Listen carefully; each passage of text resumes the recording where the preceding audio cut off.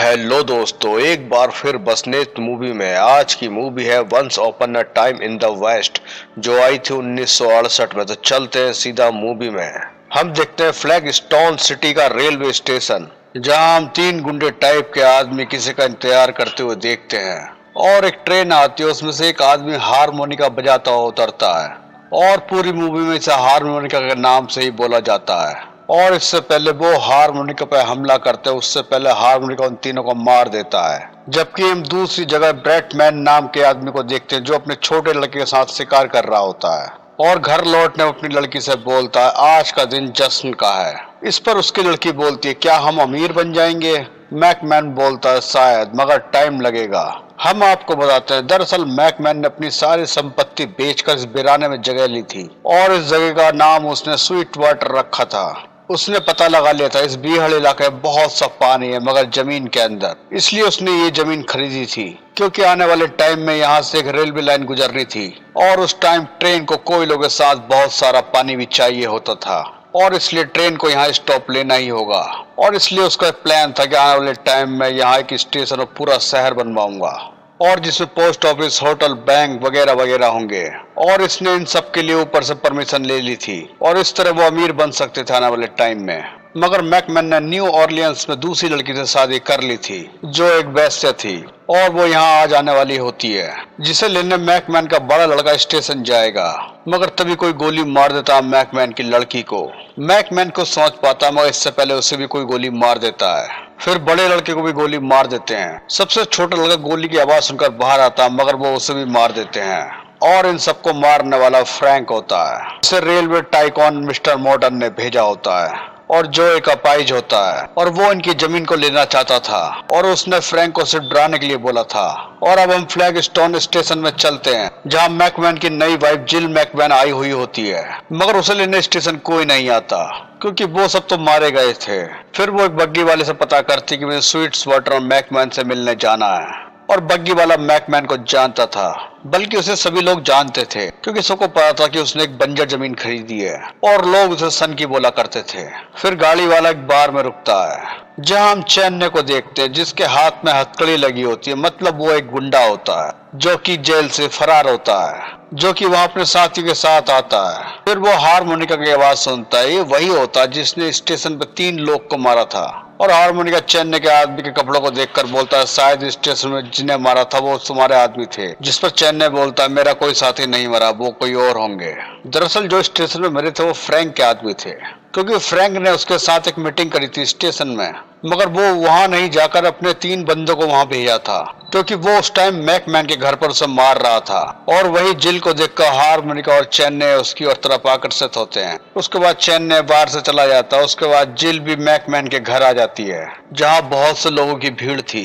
तब जिल को पता चलता है कि मैकमैन उसके परिवार किसी ने मार दिया है। इससे जिल काफी दुखी होती है। फिर सबको दफनाने के बाद सारे लोग वहां से चले जाते हैं, जबकि गाड़ी वाला जिल से बोलता अब तुम यहाँ रुककर क्या करोगी।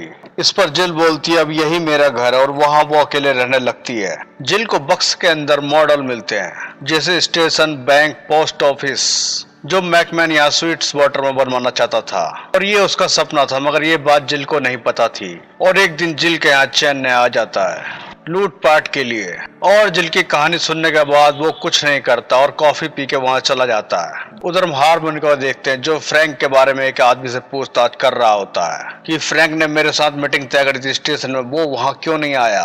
और बोलता उस टाइम वो मैकमैन और उसके परिवार को मार रहा था वहां, है ना, जिससे वो सारा इल्जाम वो मुझ पर लगा देता, और मुझे सब पता चल चुका है।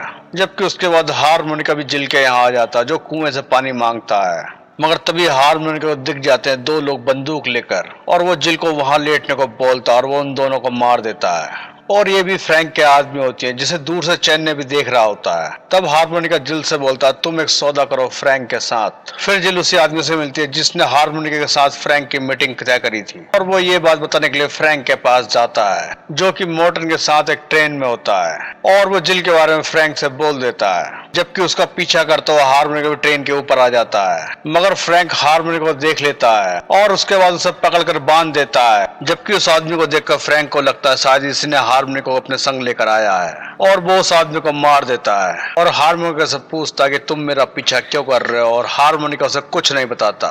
जबकि ट्रेन के नीचे चैन ने भी होता जो हार्मोनिका का पीछा करता हुआ यहाँ पे आ चुका था। फिर फ्रैंक मोर्टन से बोलता मैं जिल के पास जा रहा हूँ, वहां से आने के बाद इससे अच्छी तरह पूछूंगा। फिर चैन ने ट्रेन के अंदर आ जाता और सबको मार देता है, मगर वो मोर्टन की हालत देखकर उसे छोड़ देता है और हार्मोनिका आजाद कर देता है। उधर हम जिल के यहाँ देखते हैं वो सारा सामान आ जाता है जो मैकमैन ने ऑर्डर करा था, जैसे लकड़ी, सरिया, लोहा वगैरह, और ये सारा सामान स्टेशन और शहर बनाने के लिए था। तब वो आदमी लकड़ी का बोर्ड जिल को दिखाता है और बोलता है इस पर मैकमैन कुछ लिखवाना चाहता था मगर मुझे नहीं पता।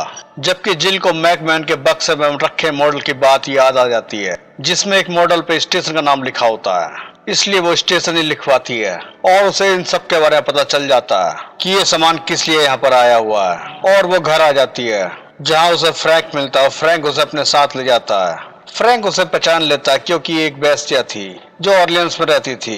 उधर हम हार्मोनिका और चैन को देखते हैं जो जिल के घर आ गए होते हैं, मगर वहाँ जिल नहीं होती और हार्मोनिका चैन को सारा सामान देखकर बोलता है और वो मैकमैन के सपने वाली बात बताता है कि उसने यहाँ पर क्या सोचा था और वो यहाँ पर स्टेशन और शहर बनवाना चाहता था। बस यही इलाका था जहाँ पर पानी था और वो दोनों मैकमैन के सपने को पूरा करने लगते हैं और बोलते हैं जब जिल आएगी तो बहुत खुश होगी। जबकि फ्रैंक ने जिल पर दबाव दे दिया था कि वो अपनी जमीन को नीलाम कर दे और जिल तैयार हो जाती है।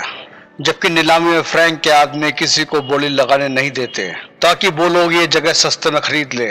तब वहाँ हार्मोनिका आ जाता और सबसे बड़ी बोली लगाता और जीत जाता है और पैसों के भुगतान के लिए वो चैन को लेकर आता है और बोलता है इस लुटेरे के ऊपर बहुत सारा इनाम है। और ये सब एक चाल थी हार्मोनिका की और फिर वो जमीन हार्मोनिका की हो जाती है। उसके बाद फ्रैंक हार्मोनिका से बोलता है तुम अपनी जमीन मुझे बेच दो, मगर वो मना कर देता और वहां से चला जाता है। और जब फ्रैंक बाहर निकलता है उसके आदमी उसी पर गोली चलाने लग जाते हैं क्योंकि फ्रैंक के आदमियों को मिस्टर मोर्टन ने पैसे देके खरीद लिया था, क्योंकि मोर्टन फ्रैंक को धोखा देकर खुद ही जमीन लेना चाहता था। मगर इत्तेफाक से वो जमीन हार्मोनिका ले गया था, मगर हार्मोनिका उसे बचाता है क्योंकि उसके दिमाग में उसे दूसरे ढंग से मारने को था। और फ्रैंक वहां चले जाता सीधा मिस्टर मॉर्टन के पास, जहां वो देखता उसके सारे आदमी मरे होते हैं और मिस्टर मॉर्टन ही बुरी तरह घायल होता है और कुछ देर बाद वो ही मर जाता है। और ये सब चैन ने करा था वहां से भागने के लिए। जबकि चैन ने जिल के घर आ जाता है और कॉफी मांगता है क्योंकि जिल उसकी माँ की याद दिलाती थी, क्योंकि उसकी माँ भी कॉफी वैसी बनाती थी। जबकि हार्मोनिका जिल के बाहर बैठा होता और काम को देख रहा होता है। फिर फ्रैंक भी वहां आ जाता और हार्मोनिका से बोलता तुम कौन हो, अपने बारे में मुझे बताओ। जबकि हार्मोनिका बोलता मैं सिर्फ मौत के सामने बोलूंगा। फिर मैकमैन के घर के आंगन में उन दोनों का आमना सामना होता है मौत के खेल के लिए, जैसे कभी मैकमैन और उस बच्चों के संग मौत का खेल खेला था उसने। और जैसे ही वो दोनों बंदूक चलाने वाले होते हैं तभी हम फ्लैशबैक में देखते हैं फ्रैंक ने बहुत साल पहले एक छोटे लड़के के कंधों पर बड़े भाई को सहारा देने पर मजबूर करा था, जबकि उसके बड़े भाई के गले में फांसी का फंदा था। जबकि वो छोटा भाई अपने बड़े भाई को मरने से बचाने के लिए कंधा दे रहा होता है।